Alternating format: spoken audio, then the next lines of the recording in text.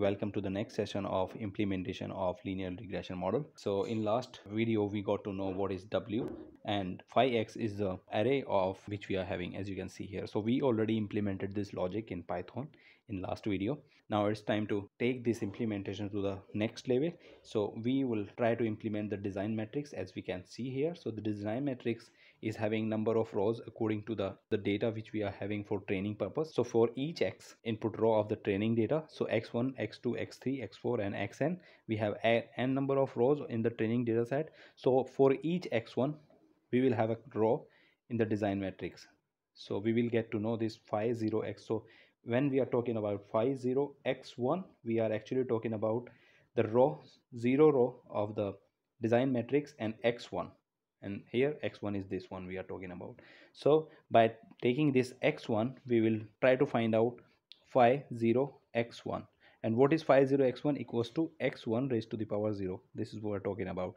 And if the same time, if we are talking about phi 1 of x, we are actually talking about x1 raised to the power 1. And when we are talking about this xm minus 1 raised to the power x1, we are actually talking about x1 raised to the power m minus 1. So this is what it is. So in this video, what we will try to understand, we already got to know that for each x we can create this matrix, and this matrix is nothing but this phi x.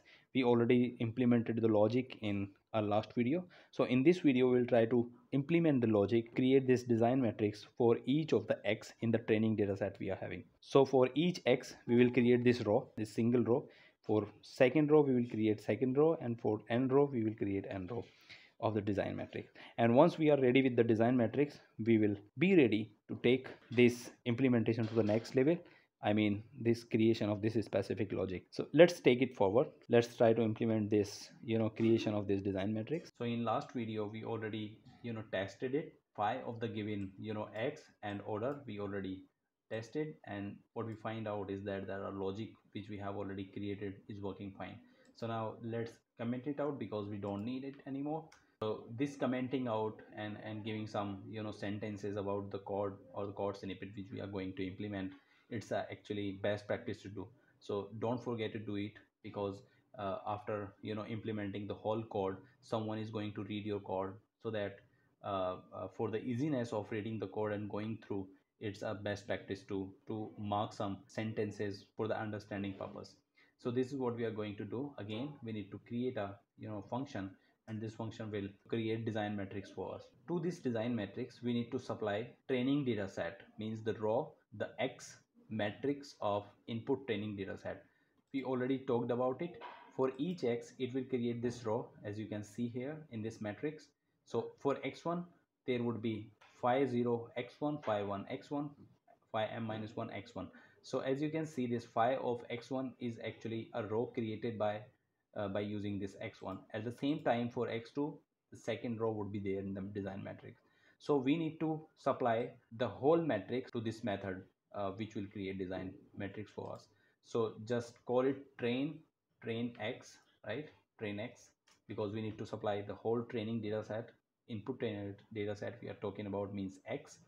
And what we need to supply it, we need to supply order of the polynomial, right? Because by using this order of the polynomial, it will create this number of columns in this design matrix. All right, because for each m column it will start from 0 to m minus 1, means the number of columns would be m every time, whatever m we are supplying, right? So just do it. We are having order which is order m, and very first thing we need to do, every time we are supplying train x and the order which is m, this design matrix return us this specific design matrix, and this design matrix will have n number of columns, sorry, n number of rows and m number of columns. N here is the number of the x line items, means observations of the training data set, and m is the order which we are having, right? So we have n number of rows and m number of columns. So the functionality in this function would be, it will take x, and for each x it will create this phi of x, because this is what we are having. It will create this phi, and after creating this phi it will add this phi to a to a array which we are having. So the very first thing we need to create a array, and we call it design array. every time if we wanted to create some empty array, we have a method which is np.empty, and we need to supply what would be the shape of this array. So under shape we need to provide 0 rows, because we don't have any row, any information about the row at the time of telling our program that we need a array which is a design array. All right, we are just telling our program to reserve some space for the design array which we are going to create. So the first thing is to tell our program what would be the shape of this design array. So we have 0 row initially, and what would be the order, means what would be the column would be order, the same order which we are getting here. We have already indicated our program that this is the design matrix we are going to fill in our next step. So we have we have a reserve space, and this space don't know what are the number of rows, because this is we are supplying 0, but we know that the number of columns in the design matrix would be order, means m or whatever order we are getting. So let's go ahead. We need to get first x from the training data set and supply this x to this method phi of x, and every time we are supplying x, for each x we need to supply this x and m to this function, means phi of x, and this function will return a row x raised to the power 0, x raised to the power 1, x raised to the power 2 till m minus 1. And after getting this row, we will update our design matrix which we have decided our program to reserve some space. So what we are going to do, we need to start a for each loop. For go ahead and try to get some temp array, because in this temp array we will have output written by phi of temp array equals to what we are going to do, phi of x, and inside phi of x we need to supply this each x in train x, because this is what we are going to do, and we need to supply order, right? We are running a loop onto x, we are getting x, and we are taking this x and order, supplying this to the phi of x, and this phi of x will return us some array in this format in the temp array. So once we are having temp array for each x, what we need to do, we need to add this temp array into the design matrix, right? Because design matrix, we have already told our program that you need to reserve a space which is having 0 row, the number of columns should be order, and this is exactly what we are getting here. So let's go ahead. Design array equals to design array dot, so to append we have a numpy method which is a numpy dot append, and inside this append we need to supply array and the value which we are going to append. So the array is design array, because in this array we need to append a row, and what is the row, this temp array is the row, output of phi of x, right? And we need to tell our program in which way you want to append this design array. We have another method, and value of this method we need to pass either 0 or 1. If we are adding first row, then we are adding second row, we are adding third row, then we need to supply axis equals to 0. And in the same way, if we want to add number of columns into our array, we are having array, and in this array if we have another column and we want to add another column, so we need to supply this axis equals to 1.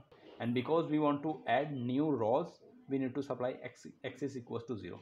This is what we need to do. When this loop will be completed on all of the x of this training data set, we will have an array, and this array we will have design array, right?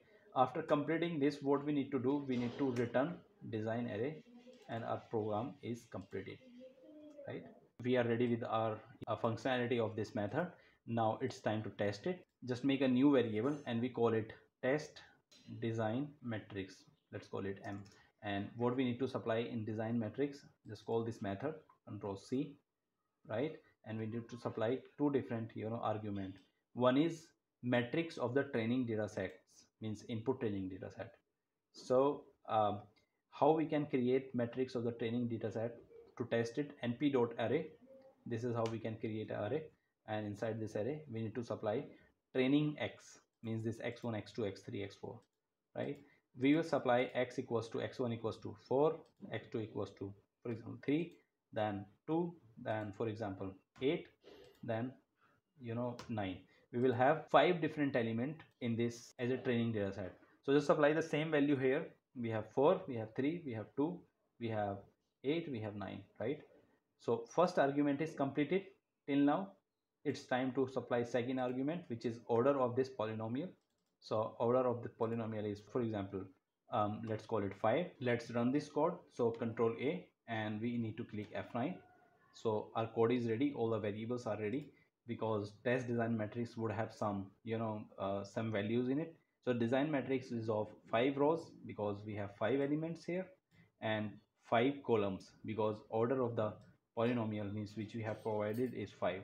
So let's open it. This is the order of the polynomial, means this is the design matrix we are getting. The first column is always 1 because any element raised to the power 0 is always 1. So 4 raised to the power 0 1, 4 raised to the power 1 1, 4 raised to the power 2 16, and in the same manner 64 256. So we are getting this design matrix, right? Till now our method is working very fine. Thank you for watching this video. I will see you in next video.